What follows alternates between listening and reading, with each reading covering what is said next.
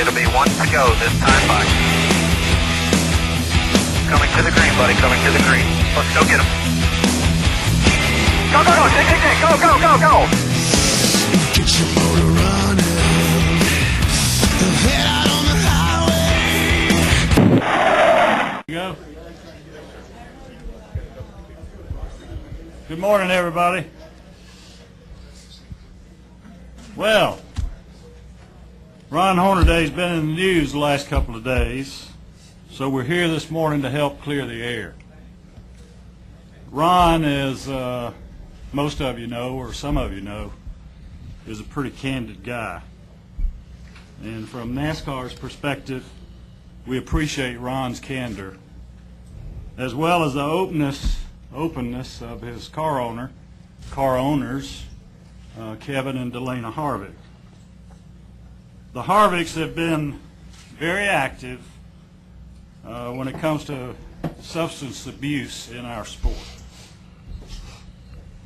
We have discussed the substance abuse issue with them very extensively for the past several days. Here's what we know. Our substance abuse experts have told us the prescription Ron Hornaday used did not enhance his performance or impair his judgment. It's our understanding Ron had a very serious health issue, which is continuing to be addressed. The facts, as we know them today, are as follows. His health issues go back to 2004, 5, and 6. Ron was sick and tried to find out why. In December of 04, he began to lose weight and just wasn't up to par. By the end of the year, some personal friends referred him to a clinic.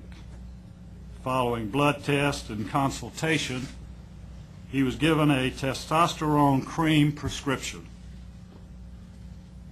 By mid-season or midsummer of 2005, he continued to lose weight. He also had an emergency appendectomy. He still wasn't feeling very good. He had lost more than 20 pounds. He went to another doctor, and that doctor gave him a full physical, and I'll let Ron tell you about that from top to bottom. He was diagnosed with gastritis and treated accordingly. By late February of 06, he still wasn't 100% and had lost 30 pounds. After the California race, Kevin made Ron go see Kevin's physician. Hornaday was diagnosed with hyperactive thyroid and was told he needed to be treated immediately. Ultimately, his physician prescribed Synthroid for use in thyroid conditions. But I'll let Ron pick it up from here. Well, it's, you know, a lot of you guys know me and some of you don't know me, but I'm a pretty open person. I think a lot of people see me through the years of racing, how much weight I've lost and stuff, and I thought I know I was doing the right thing for my health and everything. So when Kevin told me that I was going to his doctor, and I got pretty upset at telling him I just did a full scan, you know, I can't say it, can I? Up the wrong side, down my throat, and everything. And you know, when he came back and said I had gastritis, I argued with Kevin and says, you know, I've been to every doctor I've seen, you know, and I just got the whole thing done. Well, after, if everybody's seen Daytona race, I got IVs before the race. We got down to California, and I was really sick down there, and IVs again before the race, and I think we had a brake problem, and we ended up pretty far back and got home. And Kevin called me that morning and wanted to know what I was doing this morning. I said, well, I'm going to come up to the shop this afternoon. He said, I need you up here now. when I got there, Rick Corelli was waiting for me at the door, and we had an appointment. And I kind of told Corelli a couple of foul words and told him I don't think this is fair and all that stuff. So we finally got over to their doctor, and just walking in the door, I think that Kevin was explaining to him what my feelings were and what I've been doing and all that stuff, and he kind of looked at me and said, I kind of already know what it is. I can see your eyes. He told me to take my hat off, and he felt my hair, and he said, I'll let you know by this afternoon. He did all the blood work and all that stuff, and when he called me about 3:30, 4 o'clock in the afternoon, I think he spoke to me and asked if he can release the records to Kevin and all that stuff, and it was called Graves' disease, and I didn't know what it was. And I said, well, is everything, I mean, can I take care of it after the season, all that stuff? He says, no, it's a life and death situation right now, and you need to take care of it now. So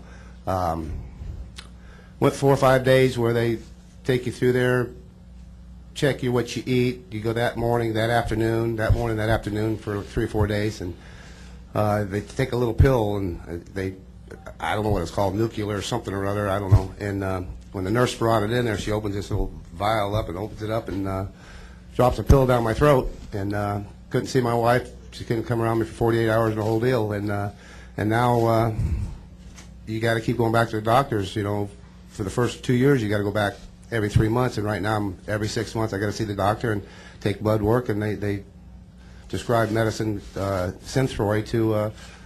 Sometimes you guys see me fat, sometimes you guys see me skinny. It just they're measuring how much my body does. So I felt that I had chasing. I don't know how to say it. I mean, I just chasing ghosts. I mean, you know, from a friend standpoint, when you see Ron's health start to deteriorate, I mean, it's not about driving. This whole situation is not about driving. This is about somebody's personal health. And you know, Ron went to the extent of trying to make his life better and trying to make his health better. And you know, when he went to the extremes of being misdiagnosed twice, and after the California race, I pretty much told him, I said, that's it. I said, you're done until you figure out what's wrong.